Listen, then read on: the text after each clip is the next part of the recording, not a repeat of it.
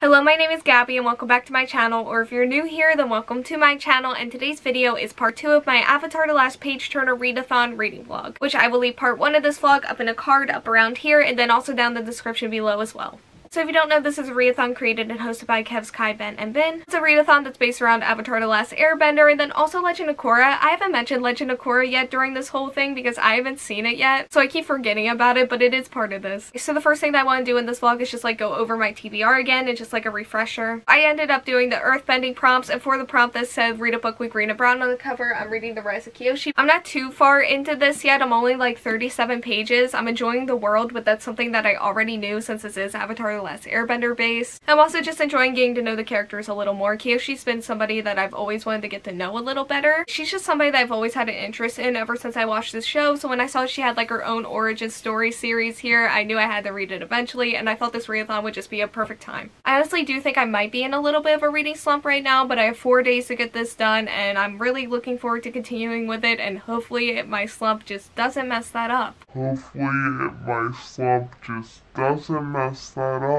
So Felix Ever After by Callender was a book I read in part 1 of this vlog. It covered the prompts for having nature on the cover and then also having a black main character written by a black author. So if you want to hear my thoughts on this book right here, then check out part 1. So some other things I have going on right now, I did just get power back on after 4 days without it, just like a couple days ago. I do think that power outage might be responsible for my reading slump because there just wasn't anything else to do but read. So I'm still like getting back into like the right mindset of just like vlogging and filming and reading like normally again. I did use up my last Instagram picture today because during my last picture day session I definitely did slack off a little bit, so I need some more of those, so I will be taking those tomorrow. This entire vlog I've had a nail trying to break. It actually did break off. I like slammed my hand against the couch accidentally and it just came right off, so almost pain-free, but it definitely wasn't, but it is now. But it's just looking a little rough right now, so I definitely do think I want to cover it up and try to fix it up the best I can with some nail polish later. And I also am going to have a book haul later in this video. It's definitely going to be at least 2 books. I'm hoping it's going to be 3 by the end of it, but for sure 2. So another thing that's been going on, I've been very sucked into and loving the fairy tale manga. I've talked about this on my channel before, but this is just one of my absolute favorite things in the world and has been for a really long time. I'm going to try my very best not to touch this today and focus on The Rise of Kyoshi, but I really want to read this. I know between this and the reading slump that is potentially coming, my TBR definitely needs help. Like seriously, this is what I've read so far this month. Fairy Tail Volume 3, 4, and 5, Felix Ever After, Fairy Tail Volume 6, 7, 8, and 9. So this is going all the way up here and I will not be touching it again for the rest of today. So I'm gonna get going here and actually try to get some more of this done today. My mom set up like a really cute patio, not patio area outside. You'll see it. And I haven't sat out there yet since she did it. She did it during the power outage because it was just so hot in this house because there was no air conditioning. I think today might be the day because I just want like a change of scenery. And I will see you again when I have a reading update.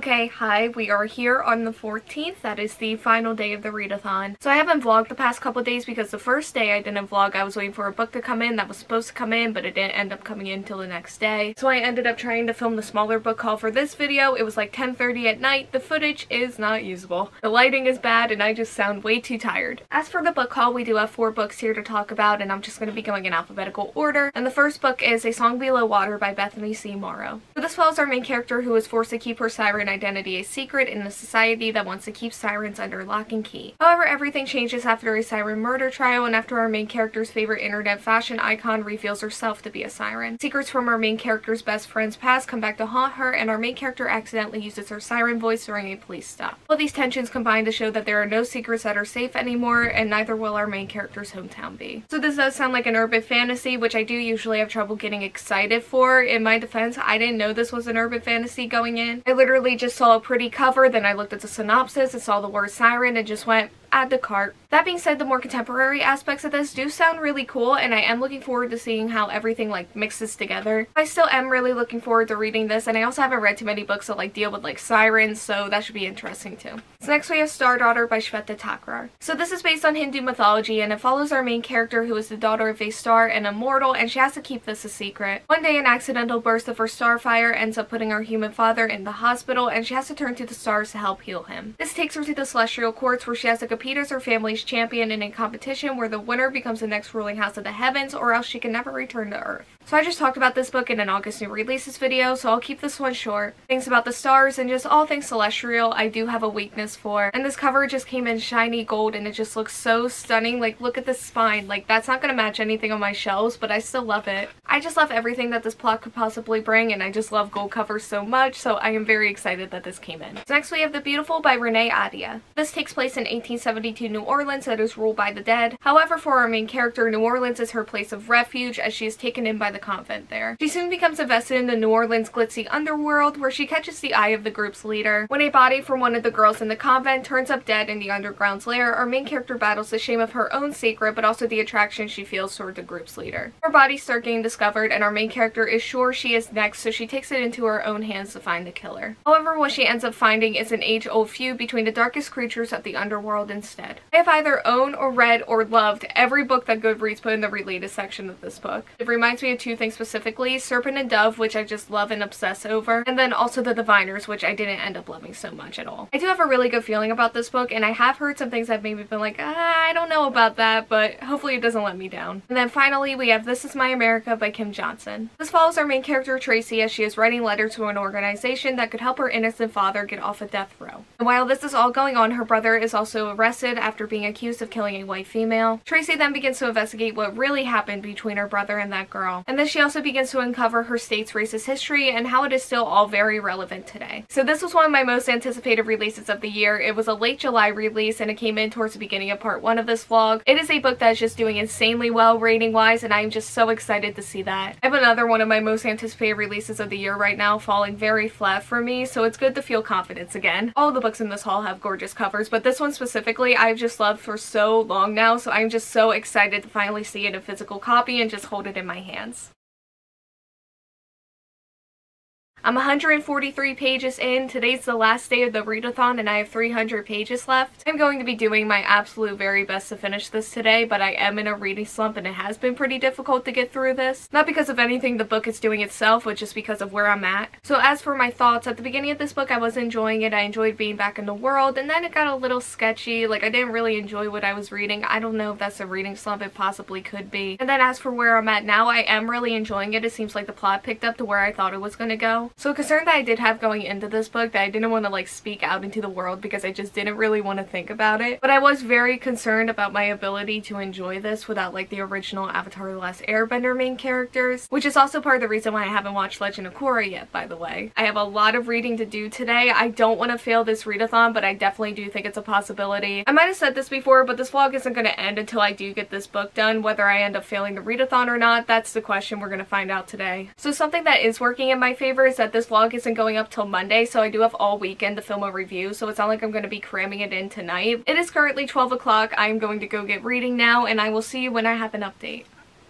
Okay, so I do have a reading update. I am on page 215 of The Rise of Kyoshi. I just wanted to do this reading update because I am very happy with it right now. I'm actually having a lot of fun with it, specifically with our characters Kyoshi and Renée. Their dynamic together has just been really enjoyable so far, and I'm excited to see where the story goes as well. Before today, this book was probably sitting at a 3, but now it's definitely at a 4, and I could even see potential for it getting a 5. I'm also kind of hoping this means that I may be coming out of the slump that I've been in, but I don't want to get my hopes up for that. But I'm gonna get back to reading right now. It's 2 o'clock. There's still plenty of time left in the day and plenty of book left.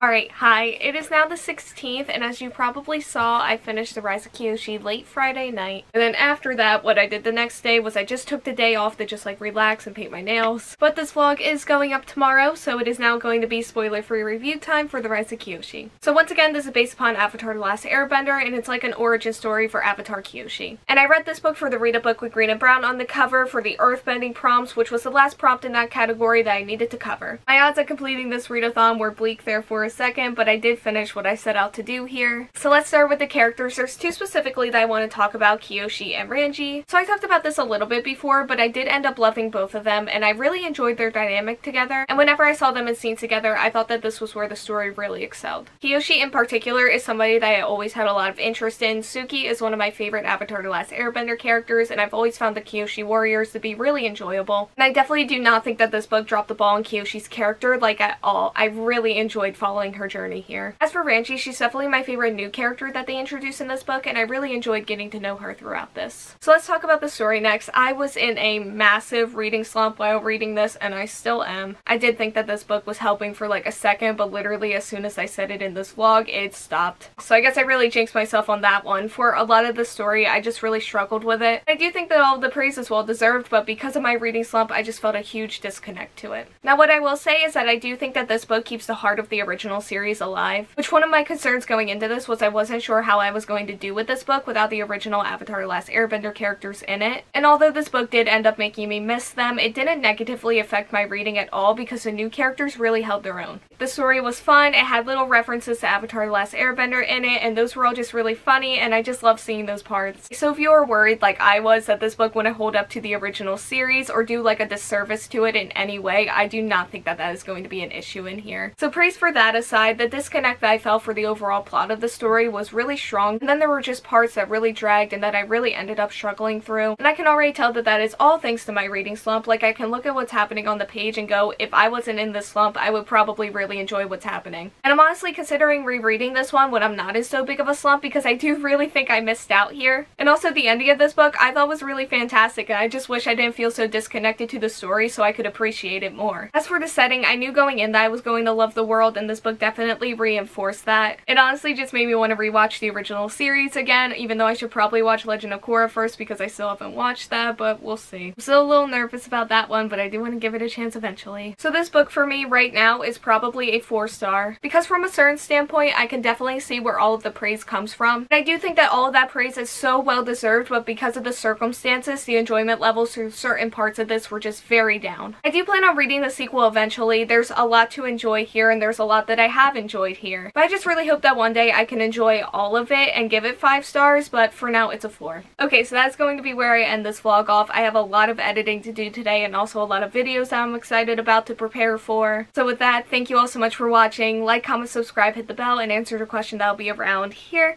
if you want to do that, and hopefully I will see you here next time. Bye!